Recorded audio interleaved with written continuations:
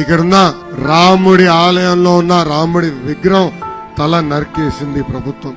ఎంత బాధాకరం చూడండి. ఆనాడు ఎలా జరిగింది ఏమైందని చూసేదానికి చంద్రబాబు నాయుడు గారు వస్తే ఆయనకి అన్ని రకాలుగా ఇబ్బంది పెట్టారు. హైవే పైన ఏకంగా లారీలు తీసుకొచ్చి అడ్డంగా నిలబెట్టింది ఈ ప్రభుత్వం.